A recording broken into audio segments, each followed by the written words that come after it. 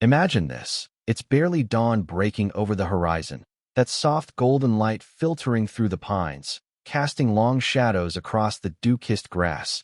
And there she is, Victoria Langford, pounding on my fence like she's declaring war on the metal itself, her voice slicing through the quiet morning air like a sharpened blade, demanding I swing open that gate right now or she'll have. The cops swarming my place faster than I can blink, her luxury sedan idling behind her with that low, impatient growl, a convoy of frustrated neighbors honking in the distance, their headlights piercing the early mist, all because I've finally decided to lock what's mine after years of them treating it like a public thoroughfare. And in that charged moment, as I stand there with my steaming mug of coffee, the warmth seeping into my calloused hands, watching her fury build like a storm cloud ready to burst, her cheeks flushed matching the polished gleam of her vehicle, I can't help but think back to how this all started, how a simple inheritance from Nana Evelyn turned into a battlefield of wills, egos, and buried secrets that would unravel an entire community, exposing the raw underbelly of suburban entitlement and the quiet strength of family bonds that refuse to break under pressure. My name's Liam Hawthorne, a 47-year-old auto technician fresh out of a messy divorce. The kind that leaves you questioning every decision you've ever made, every late-night argument echoing in your mind like a persistent engine knock. And 6 months ago, when I got word that Nana's 2-acre spread was mine, it felt like a lifeline tossed into choppy waters, a chance to rebuild amid the towering evergreens that whispered stories of her resilience, that old 1960s bungalow she loved so much, filled with memories of her tending the garden with gentle hands, the air heavy with jasmine and the faint whiff of my garage tools mingling with earth.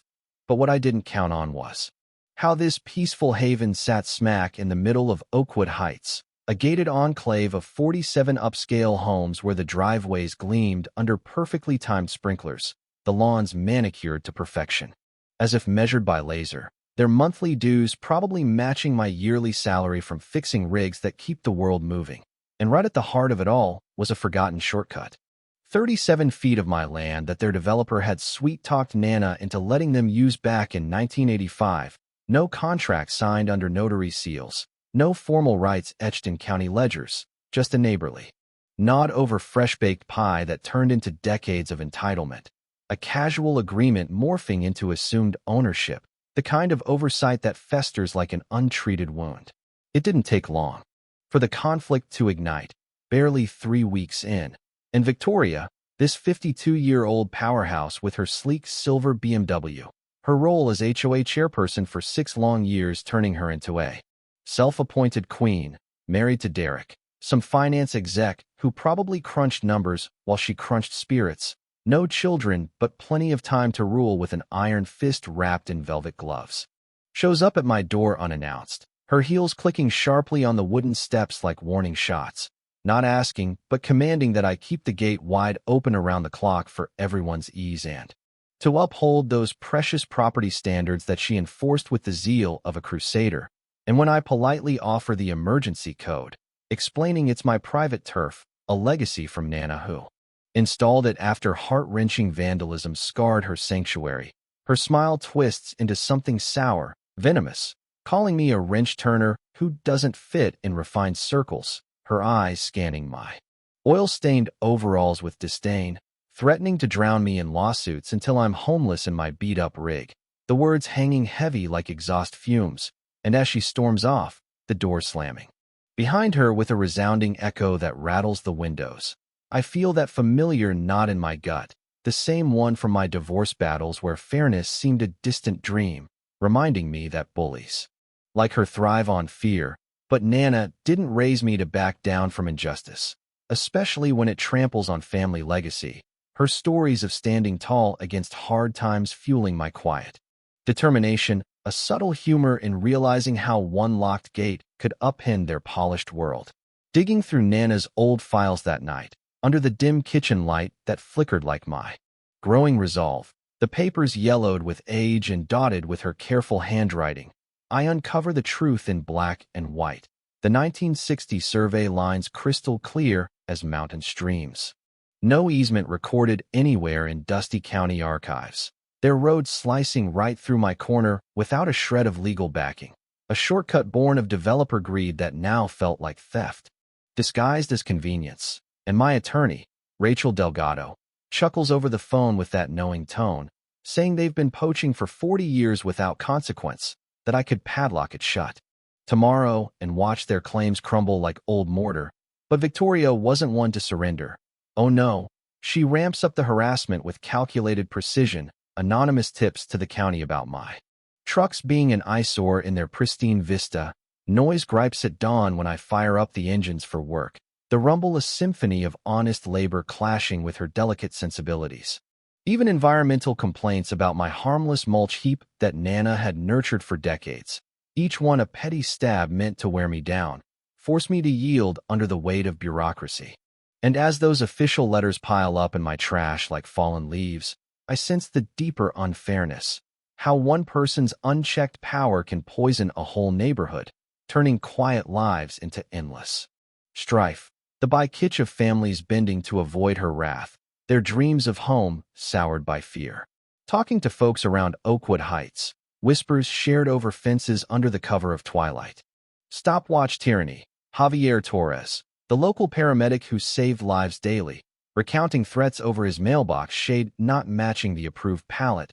This woman had built a mini-empire of rules and retribution, synchronized yard work like some absurd parade where deviation meant exile.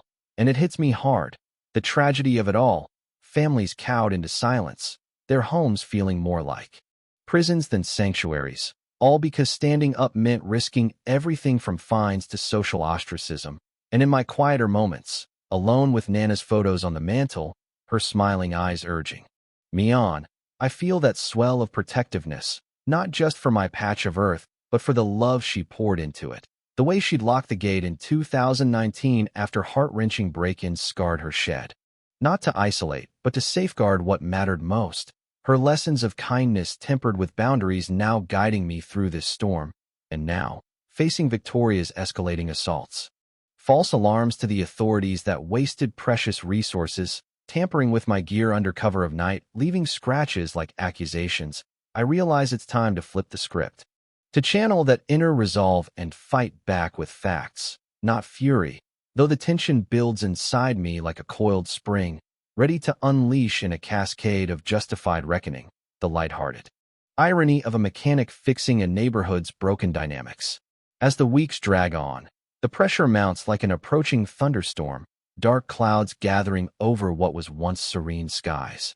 Victoria going full throttle with a certified demand claiming my barrier obstructs vital pathways, backed by 24 signatures from neighbors swayed by her spin and half-truths whispered at cocktail hours. But I've honed my skills from those divorce trenches, poring over legalese until my eyes ache under the strain, requesting a county boundary check at their dime to settle the so-called mix-up once and for all. And when the survey crew arrives, beeping gadgets in hand like futuristic detectives, mapping every contested foot with unyielding accuracy, I watch from the porch. As Victoria paces her yard like a predator denied its prey, her controls slipping with each digital ping that confirms my lines. No rights granted, the original builders skimping on their own turf to save a buck, opting for the cheap path through Nana's land that now reeks of exploitation, and posting those results online feels like firing the first real shot, facts trumping bluster in a digital arena where her followers dwindle, though her retorts fly fast and furious, labeling it propaganda, smearing me as some unhinged outsider with fabricated tales that would be comical, if not so damaging. But the humor in it, dark as it is, creeps in when I screenshot her rants, evidence stacking like kindling for a bonfire that could illuminate the truth for all to see. The neighborhood. Fractures begin to show, like cracks in a facade long maintained by intimidation. Inspectors like Inspector Tom Ellis dismissing her claims with a straight face and a touch of weary sarcasm, reminding her that ease isn't enshrined in law but ownership is a fundamental right she seemed to forget in her quest for dominance. And suddenly allies emerge from the shadows, Elena with her baked treats admitting they'd been fed lies about me being a recluse hoarding secrets, her voice trembling with the relief of unburdening, Javier assuring that first responders have no gripes. The code works flawlessly in drills and real calls alike. And as we share stories under the evening sky, the scent of fresh cookies blending with pine and a hint of impending rain, I feel that shift. From isolated defender to reluctant leader of a quiet uprising. But the twists deepen when I delve into easement laws late into the night, coffee going cold beside me, realizing their long use falls short of claiming permanence in our state. Nana's kindness not equaling surrender, but rather a revocable gift that preserved her sovereignty. And then Victoria unleashes her attorneys. A glossy firm with letterhead that screams expense, demanding eternal passage or hefty damages that could cripple a working man. The paper heavy with intimidation tactics I'd seen before. But Rachel sees through it like glass, a bluff to bully the little guy into folding. And her aide Sophia uncovers the gold mine in archived vaults, faded permits exposing the developer's deceit. Lying to officials about their setup with brazen audacity, a fraud echoing through decades that taints every home in Oakwood Heights, making them complicit in a crime that could topple the whole facade if the right threads are pulled. The HOA erupts in chaos, her push for legal funds sparking rebellion among the ranks, neighbors balking at footing her feud with murmurs turning to shouts. Walking out amid her tirades about betrayal and loyalty tests that sound more like cult decrees, and I counter with precision, timing gate closures to peak hours with a mischievous grin. A cheerful notice pointing to the detour that adds miles and minutes to their polished routines, sipping my brew as luxury vehicles pivot in defeat, horns blaring in futile protest. The light-hearted irony of it all, their shortcuts turning into marathons that force reflection on entitlement, and whispers of bribes, access tolls disguised as fees, tempt me with easy cash that could ease my burdens. But I recall the traps from my split, how charging could muddy my residential status and invite endless complications. So I decline with polite firmness, principles over profit. Earning respect as word spreads that this isn't greed but justice served cold. Elena rallying more support with her network of whispered alliances, confessing years of torment under Victoria's thumb. That left scars on spirits, the by-kitch of suppressed voices now finding strength in unity. And then Sophia's deeper dig reveals code breaches galore, septic flaws leaching into soil. Wetland harms poisoning ecosystems nano-cherished, outdated grids threatening blackouts during storms that already flood basements, a powder keg of violations that could force rebuilds costing fortunes and displacing families. My heart aching for the innocents caught in the crossfire, families who just wanted peace, not this inherited mess from greedy builders whose shortcuts now endanger lives. But Victoria's desperation peaks, false accusations of threats landing cops at my door in the dead of night. Footage clearing me instantly with crystal clarity, her bolt cutter Sabotage caught. On cam under moonlight, a limping figure too familiar stumbling away, prompting upgrades that buzz alerts straight to my phone like vigilant guardians, and the meeting meltdown, live-streamed. Rebellion where Javier demands accountability with the authority of someone who's faced real fires, votes swinging against her war chest in a tide of awakening. My cousin's records unveiling a dossier of infractions thick as a novel. The community's fabric fraying under storms that flood streets and blackouts that linger for days. All while she clings to power with nails digging in. Staging protests with imported agitators waving signs about theft and rights. But counter voices rise stronger. Javier's crew in gear backing property rights with solidarity. Reporters capturing the divide in flashes and notes. And in the thick of it, that inner storm builds. The injustice fueling me like high-octane. Love for Nana's legacy pushing against the tide of oppression. Until Sophia drops the bomb over hurried calls. A mechanic's lien from Carlos Mendoza's landscaping firm for storm cleanup unpaid. Bills hidden in cooked books that scream embezzlement masking ass. Leadership, hotel splurges on phantom conferences, shopping binges siphoned from dues meant for communal good. A cover-up unraveling that explains her frenzy, needing fees to plug holes before. Exposure ruins her facade. The tragedy stark and heartbreaking. One ego risking ruin for all. Innocent neighbors on the brink because of her greed. And as we huddle in my kitchen, turned command center, plotting legal shields, financial probes, Community oust with maps and documents scattered like battle plans. The tension crests like a wave about to crash over us all, my resolve hardening. Amid the kitsch of betrayed trust and the quiet vow to honor Nana's memory by righting these wrongs.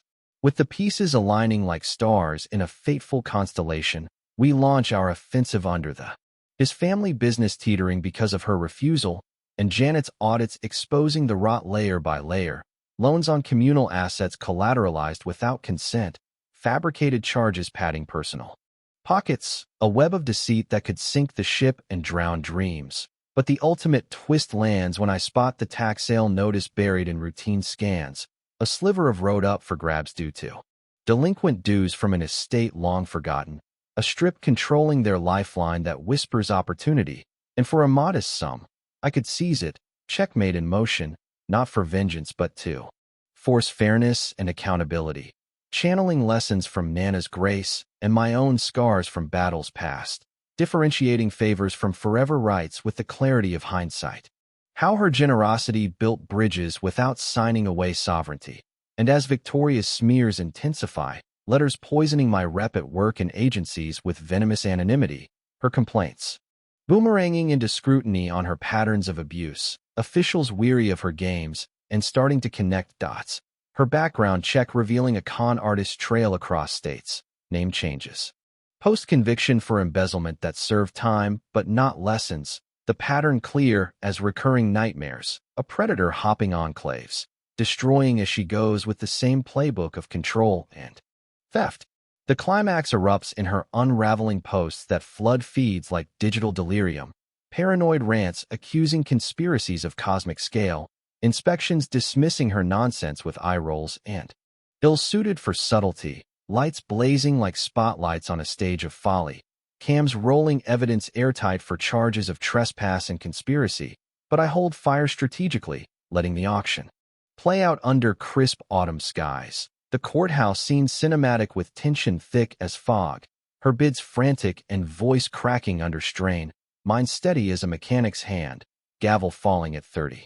Grand with finality that echoes justice, her collapse dramatic against Derek's support. The weight of 6 years of criminality finally crushing her manufactured reality like a house of cards in wind.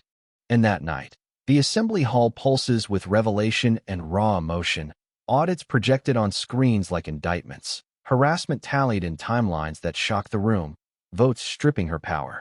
After years of suffocation under her shadow, 6 months on, harmony reigns in Oakwood Heights like a well-tuned engine, easements formalized at fair rates with clauses protecting all. Surplus birthing the Evelyn Legacy Fund for vocational aid to uplift the next generation. Carlos's kin first beneficiary pursuing law to prevent such abuses. Irony sweet and satisfying.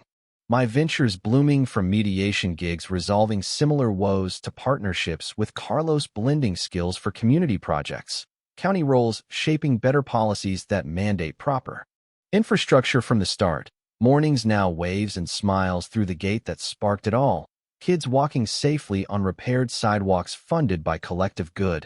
Families enjoying playgrounds saved from auction blocks. The breeze whispering Nana's jasmine mingled with laughter, proof that standing firm against tyranny, fueled by family bonds and righteous fury, can heal what bullies break. Ordinary resilience triumphing over entitled chaos in a tale of redemption and renewal. Now, what about you? Was my stand a rightful defense or overkill revenge? Does justice demand such extremes? Or could mercy have softened the blow without sacrificing principles? Share your thoughts on where the line falls between fair play and moral reckoning. Drop your stories below. And let's debate the ethics of pushing back when the system fails.